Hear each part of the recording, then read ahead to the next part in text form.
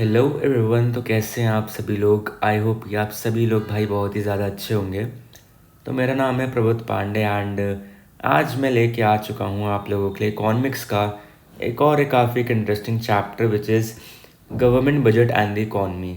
तो यार इस चैप्टर को हम लोग दो पार्ट्स में पढ़ेंगे क्योंकि थोड़ा सा बड़ा चैप्टर ही है, तो आप लोग बोर ना हो जाओ, तो इसलिए दो पार्ट्स में करेंगे और समझ में भी आ जाएगा अच्छे से। तो चलो शुरू करते हैं यार बिना किसी देरी के। तो सबसे यार शुरू करने के पहले आप लोगों को ये पता होना चाहिए कि गवर्नमेंट बजट होता क्या है। यार अगर मैं सबसे सिंपल भाषा में समझाऊँ ना, तो बेसिकली जो सरकार होती है वो एक अपना खुद का बजट बनाती है, क्योंकि चाहे कोई भी इंसान हो वो अपना एक बजट बना के चलता ही है। अगर आपके पेरेंट्स भी हैं या फिर अगर मान लो आप ही हो, अगर आपको पॉकेट मनी मिलती है, मान लीजिए आपको 3000 पर मंथ मिलती है पॉकेट मनी, तो आप लोग एक बजट बना के रखो ना यार कि मैं 500 सेविंग्स में डाल लूँगा और बाकी के 2500 में अपने खर्च कर लूँगा जहाँ पे भी मुझे लगेगा, है ना।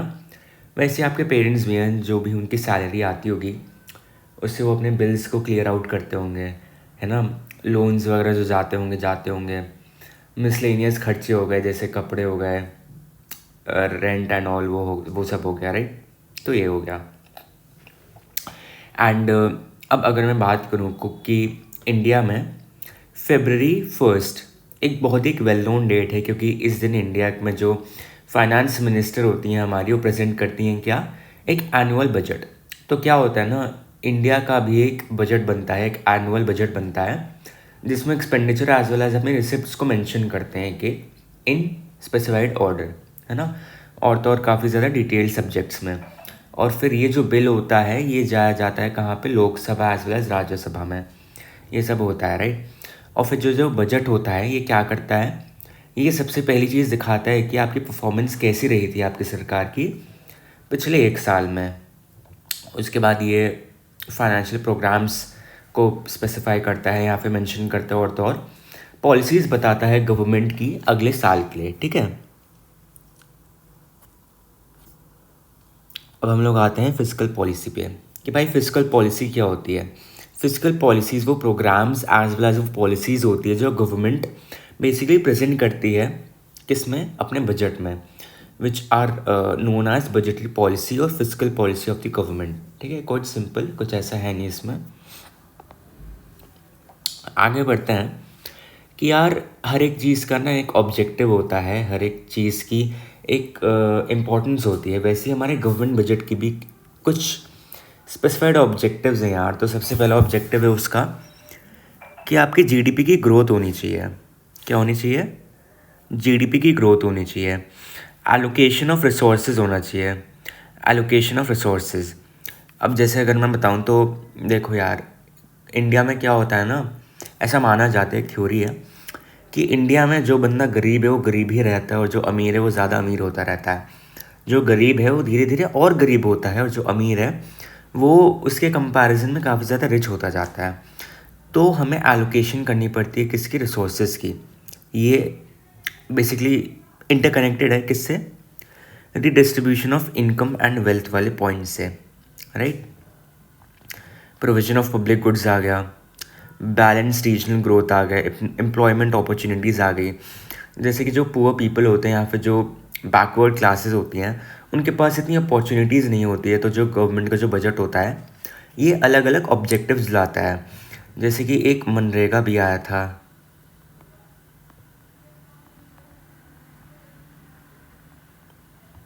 है ना, Mahatma Gandhi national rural employment generation act, I guess यही था इसका फॉर्म। ये I am not sure but 2006 में जहाँ तक आया था, एक बार मैं कंफर्म करके आपको बता दूंगा, बट आई गेस ये 2006 में ही आया था, राइट। फिर होता है हमारी इकोनॉमिक स्टेबिलिटी, कि जो हमारी जो इकॉनमी है वो जो है स्टेबल रहनी चाहिए। तो क्या होता है, एक इकॉनमी ना प्रोन होती है किस चीज़ के लिए, या तो उसमें डिफ्लेशन होता है और यहाँ तो उसमें क्या होता है, यहाँ तो उसमें इन्फ्लेशन होती है, राइट। तो ये होता है। और ये जो मनरेगा है आपका, ये आपका 2005 का एक्ट है, ठीक है, 2006 नहीं, 2005। अब आगे बढ़ते हैं। अब हम लोग देखते हैं कि भाई स्ट्रक्चर क्या होता है इस बजट का, या फिर मैं कहूँगी कंपोनेंट क्या होता है इस पूरे के पूरे बजट का। तो देखो यार, ये काफ़ी एक इम्पॉर्टेंट फ्लो चार्ट है। सबसे पहले हमारा आता है बजट, ठीक है, मोस्ट इम्पॉर्टेंट है अपना बजट। फिर वो बजट हमारे दो सब कैटेगरीज में बट जाता है। जो पहला होता है हमारा बजट रिसिप्ट्स और एक होता है हमारा बजट पेमेंट्स। फिर बजट रिसिप्ट्स को भी हम लोग बांट देते हैं revenue receipts as well as capital receipts में, ठीक है। और जो हमारा बजट एक्सपेंडिचर बजट पेमेंट्स होते हैं उसको हम लोग revenue and capital expenditure and plan and non plan expenditure में बांट देते हैं। बट ये वाला उतना इम्पोर्टेंट नहीं है, ये वाला मोस्ट इम्पॉर्टेंट है आपका, ये वाला, ठीक है, जिसमें आ जाता है हमारा एक तो रेवेन्यू एक्सपेंडिचर और एक आ जाता है हमारा कैपिटल एक्सपेंडिचर। तो देखो यार, रेवेन्यू रिसिप्ट्स में आती है हमारी टैक्स रिसिप्ट्स। टैक्स हमारे दो टाइप्स के होते हैं। किन दो टाइप्स के टैक्सेस होते हैं हमारे? एक टैक्स होता है हमारा डायरेक्ट टैक्स और एक टैक्स होता है हमारा इनडायरेक्ट टैक्स। जो इनडायरेक्ट टैक्स होता है उसकी हम लोग जो बेसिकली कैसे मैं समझाऊँ आपको, जैसे कि उसको पे करने की लाइबिलिटी में किसी और पे थोप सकता हूँ। जैसे कि जीएसटी है, मान लो आप लोग खाना खाने गए और आप पे टैक्स लगा दिया, तो वो इनडायरेक्ट टैक्स हुआ ना। और जो डायरेक्ट टैक्स होता है वो आपको खुद ही पे करना पड़ता है। वो किस पे आ जाता है? जैसे इनकम टैक्स हो गया, आप अपने पेरेंट्स से भी पूछोगे तो वो अपनी इनकम की टैक्स जो है वो किसी और के ऊपर नहीं लगा सकते हैं, क्योंकि वो उनकी इनकम है और वो स्लैब्स में बटा हुआ है वो इनकम का प्रॉपर जो है ना। आई होप आप लोग समझ पा रहे होंगे। एंड फिर नॉन टैक्स रिसिप्ट्स कैसी हो गई? जैसे कि यार आपका चालान कट गया या फिर आपकी ड्राइविंग लाइसेंस की जो फ़ीस कट गई, कुछ वैसा, ठीक है। तो ये आ गया हमारा कुछ इम्पोर्टेंट पॉइंटर्स। अब आगे बढ़ते हैं हम लोग। अब हम लोग देखते हैं कि बजट रिसिप्ट्स क्या होता है। तो बजट रिसिप्ट्स हमारे एस्टिमेटेड मनी रिसिप्ट्स होते हैं और the government from all sources during the fiscal year. तो यार आपको अगर रिसिप्ट्स में दिक्कत हो रही है तो यार बेसिकली अर्निंग ही होती है आपकी। Receipts are what? Receipts are basically earnings, ठीक है। तो बजट रिसिप्ट्स में ये होता है यार कि आपकी एस्टिमेटेड मनी रिसिप्ट्स कितनी थी सरकार की from all sources during the fiscal year, यानी कि उस एक डिजिग्नेटेड टाइम पीरियड में, उस एक साल में आपकी सरकार ने कितना कमाया, ठीक है। और रेवेन्यू रिसिप्ट्स क्या होता है? रेवेन्यू रिसिप्ट्स वो रिसिप्ट्स होते हैं जो ना ही क्या करते हैं, लाइबिलिटी क्रिएट करते हैं और ना ही तो रिडक्शन होती है उनकी किसी भी एसेट में। क्या होता है? Revenue receipts are those receipts which neither creates any corresponding liability nor cause any reduction in assets of the government. अभी आगे चल के मैं आप लोगों को इसको एग्जाम्पल भी बताऊंगा, क्योंकि आपके जो बोर्ड्स हैं ये उस पर्सपेक्टिव से कि बहुत ही इम्पोर्टेंट मैं कहूँ चैप्टर है, क्योंकि यार पूरा का पूरा थ्योरी है इसमें। तो सीयूईटी में आपका इसके ज़्यादा तो नहीं है यूसेज, बट हाँ आपके बोर्ड्स एज वेल एज आपके प्री बोर्ड्स में काफ़ी आ जाएगा, ठीक है। तो इसको आपको अच्छे से करके जाना है, राइट। तो अब चलो इसका एक एग्जांपल अगर मैं आपको दूँ रेवेन्यू रिसिप्ट्स का with respect to Indian government itself. तो क्या होता है यार, अगर सरकार आप पे क्या लगा दे, टैक्स लगा दे, जैसे कि यहाँ तो आपका कॉरपोरेट टैक्स हो गया एक, है ना, कॉरपोरेट टैक्स हो गया, इनकम टैक्स हो गया, ये सारे जो आपके टैक्सेस हैं इससे जो सरकार है उसकी ना ही तो कोई लायबिलिटी क्रिएट हो रही है और ना ही तो उसका कुछ रिडक्शन हो रहा है किसमें, एसेट्स में। क्यों? क्योंकि यार सरकार को तो अर्निंग हो रही है ना, उसकी ना ही कोई लायबिलिटी बन रही है ना ही तो उसकी कुछ रिडक्शन हो रही है एसेट्स में, राइट। वैसे अगर मैं आप लोगों को एक एक्स्ट्रा इन्फॉर्मेशन देना चाहूँ तो आपकी जो रिडक्शन इन एसेट्स है वो तब होता है जब एक सरकार या फिर मैं कहूँ कोई कंपनी डिसइन्वेस्टमेंट कर देती है या फिर किसी भी कंपनी को डिसकंटिन्यू कर देती है। कौन सी कंपनी को? जो बैक्ड होती है बाय द गवर्नमेंट, ठीक है। अब आगे बढ़ते हैं। आगे हमारी की कंपोनेंट्स क्या क्या होता है हमारे रेवेन्यू रिसिप्ट्स के। तो ये देखो ये आ गया ना यहाँ पे, जस्ट अ सेकेंड, मैं पेन नहीं ले पा रहा हूँ, आई गेस कुछ अब आया। तो पहला क्या है हमारा, रेवेन्यू रिसिप्ट सबसे इजी है और तो यार काफ़ी इम्पोर्टेंट भी है, तो इसको आप लोग अच्छे से करके जाना। मैं चलो छोड़ो, मैं बिना पेन के आपको समझा देता हूँ। रेवेन्यू रिसिप्ट्स में आपका पहला आता है आपका टैक्स रिसिप्ट्स। टैक्स रिसिप्ट्स में क्या आता है? इनकम टैक्स आता है, ठीक है, कॉरपोरेशन टैक्स आता है, गिफ्ट टैक्स आता है, कस्टम ड्यूटी आता है, एक्साइज ड्यूटी आता है, और एक स्टेट टैक्स भी आता है, ठीक है। और फिर आता है हमारा जीएसटी, दैट इज़ जो आपको पता ही होगा, राइट। और स्टेट टैक्स क्या होता है? State duty, sorry, state duty basically जो आपने इनहेरिट कर ली है अपनी कोई भी मैं कहूँ कोई भी आपने एसेट अपने पूर्वजों से, या फिर मैं कहूँ कि अपने, जैसे कि आपके पेरेंट्स ने इनहेरिट कर ली होगी कुछ ज़मीन अपने पेरेंट्स से या फिर उनके ग्रैंड पेरेंट्स से, तो ये होती है हमारी स्टेट ड्यूटी, ठीक है। नॉन टैक्स रिसिप्ट्स क्या हो गए? फीस हो गई, फाइन्स हो गए, चीट्स हो गए, स्पेशल असेसमेंट हो गए, है ना, income from public enterprises, income from sale of spectrum grants, तो ये सब आपके रेवेन्यू रिसिप्ट्स ही हैं। आगे बढ़ते हैं, टैक्स रिसिप्ट्स क्या होता है? तो टैक्स जो होता है ना, वो एक हमारा कंपलसरी पेमेंट होता है, किसको? सरकार के लिए।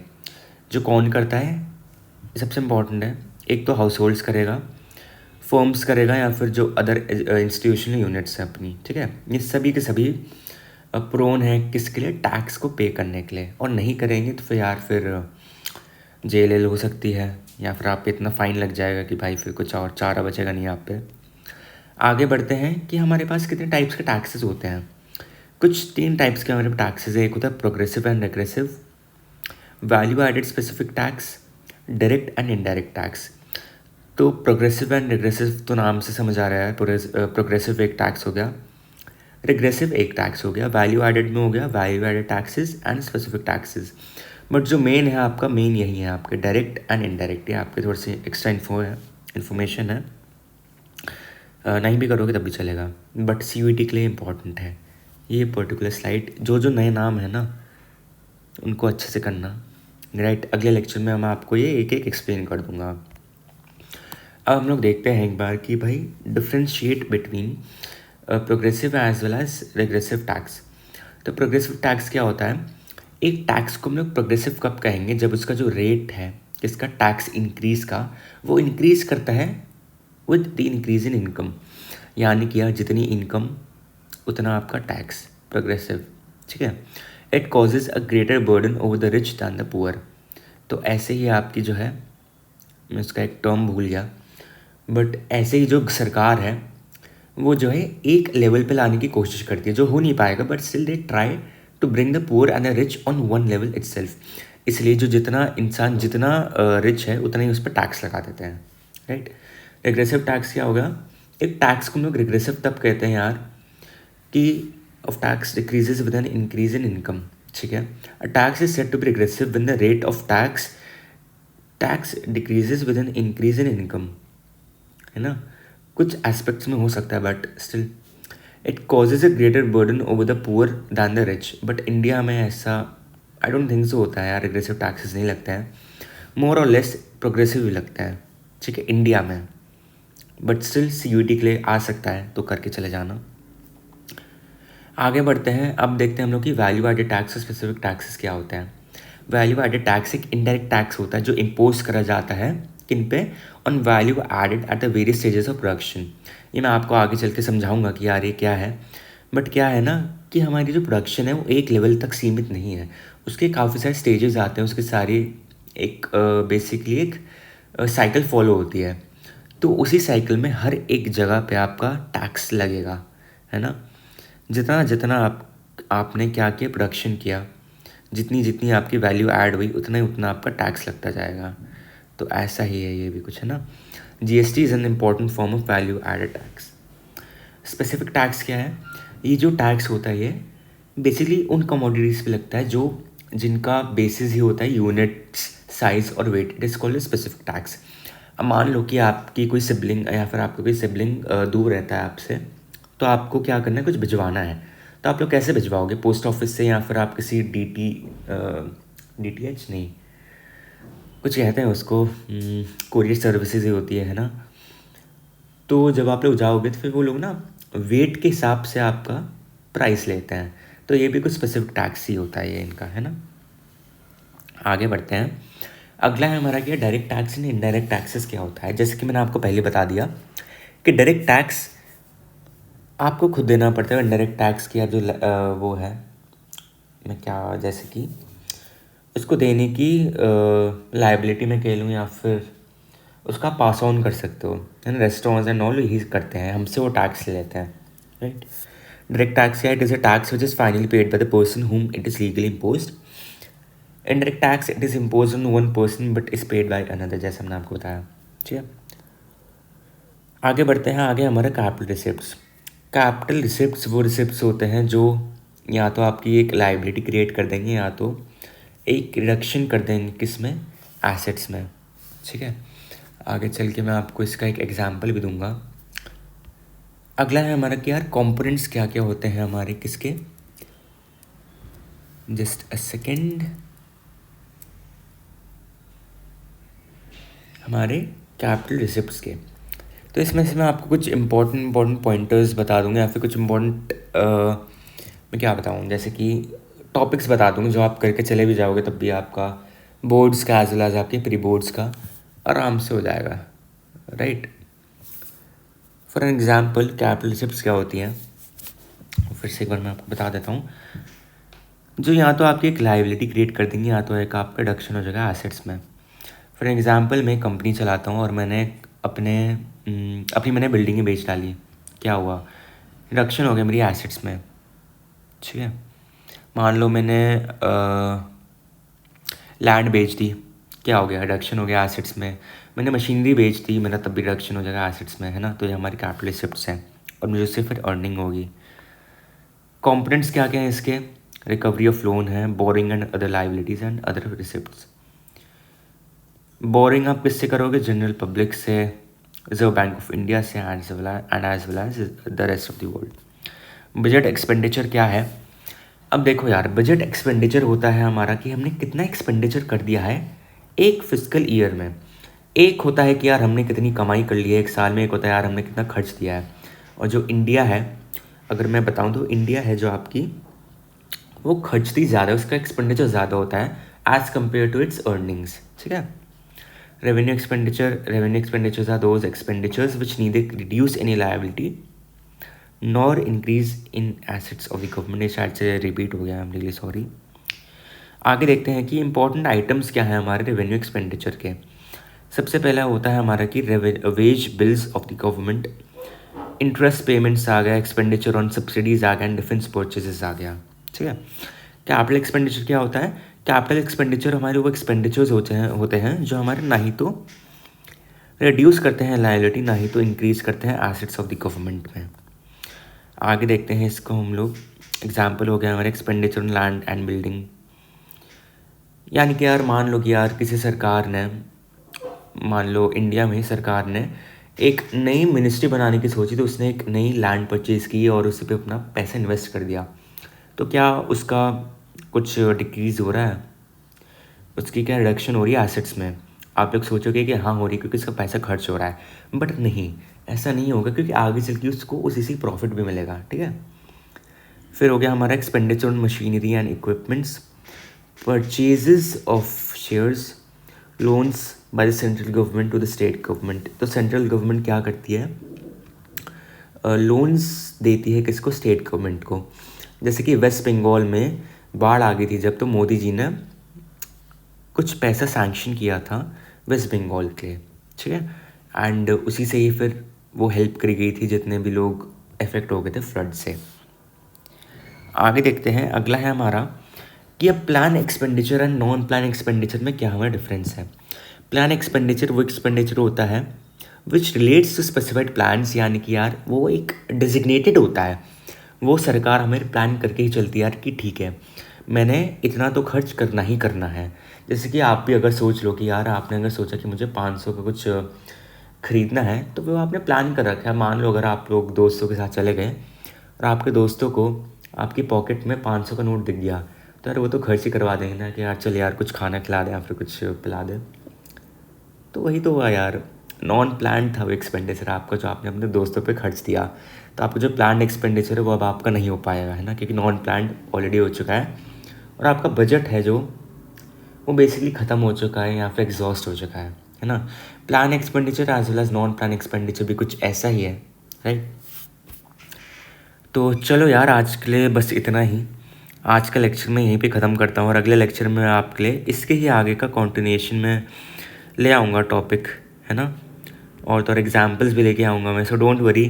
So please stay tune till the very and, क्योंकि यार बहुत ही इंटरेस्टिंग होने वाला है चैप्टर। पर्सनली मेरा फेवरेट चैप्टर है यार, क्योंकि बहुत ही ईजी है। और आपके बोर्ड्स में एक आएगा आपका, मैं अभी से बता देता हूँ क्वेश्चंस, है ना, जो पक्का से आ जाता है यार। एक होता है यार कि आप अपना direct as well as indirect taxes में डिफ्रेंशिएट करो, या फिर आपकी केस स्टडी दे देगा, है ना। रेवेन्यू बजट, एक्सपेंडिचर बजट, जितने भी बजट्स हैं आपके, कैपिटल रिसिप्ट्स हो गई, है ना, ये सब हो गई, ये सब आप करके जाना। रेवेन्यू रिसिप्ट्स हो गई, कैपिटल रिसिप्ट्स हो गई, इनमें डिफ्रेंशिएट करने को बोलेंगे। इसका मैं डिफ्रेंशिएशन आपको अगले लेक्चर में लाऊंगा पॉइंट बाय पॉइंट, ठीक है। तो आज के लिए बस इतना ही यार, तो मिलेंगे अब हम लोग अपने नए लेक्चर में। तब तक के लिए